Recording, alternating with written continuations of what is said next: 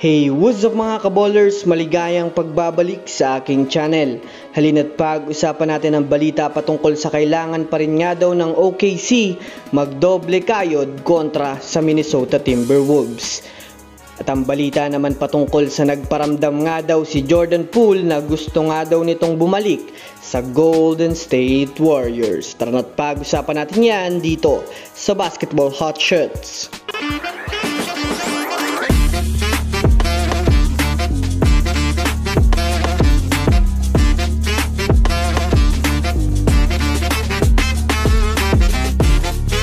Una nga muna tayong dumako mga kaballers sa balita patungkol sa kailangan pa rin nga daw ng OKC magdoble kayod sa Minnesota Timberwolves. Well, alam naman nga po natin ngayon mga kaballers na kaabang-abang ang magiging match-up ngayon sa Western Conference Finals. Yan nga ay ang paghaharap ni Anthony Edwards at Shai Gilgeous-Alexander na isa din nga ito sa pinakamagagaling na mga gwardiya sa liga. Sa katunayan nga niyan mga kaballers, match na match nga po mga kaballers ang magiging labanan ng magkabila ang team na ito dahil pareho nga po silang mayroong mga player na dominante sa kanilang mga kanya-kanyang role.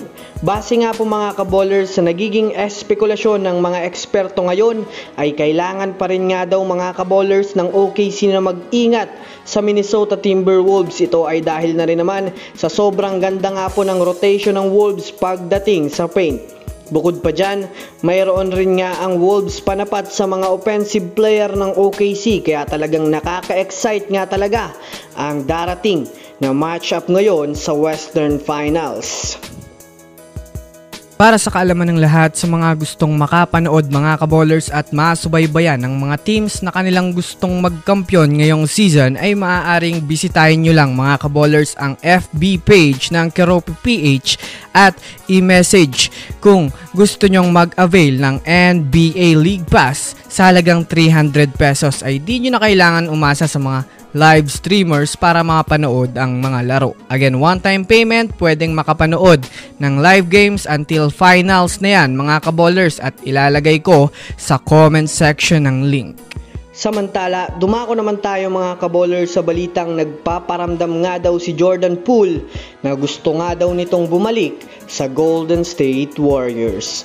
Well, kung susumadahin nga natin mga kaballers sa pagkakatalo nga po ng Warriors ngayon, base sa naging pag-aaral ng mga NBA analyst, magmula nga daw mga kaballers nang nawala si Stephen Curry sa Warriors ay doon na nga po mga kaballers nagkaroon ng Warriors ng problema sa kawalan nga nila ng shooter sa 3 points. Bagamat man nga mayroon nga silang body healed ay kitang-kita naman paano ito nagkaroon ng struggle dahil sa nafokusan nga itong depensa ng Wolves matapos ng Game 1. Yes mga kaballers, bumaba nga po ang 3-point field goal ng Warriors simula Game 2 hanggang Game 5 ng serye. Kaya malinaw nga mga kaballers na kakailanganin pa rin ng Warriors ng magaling na shooter na kayang gumawa ng space upang makapuntos. Well, sa pinakabagong balita nga po mga kaballers, mayroon ngang inilabas na balita ang Warriors insider na si Tim Kawakami na nagparamdam nga daw ito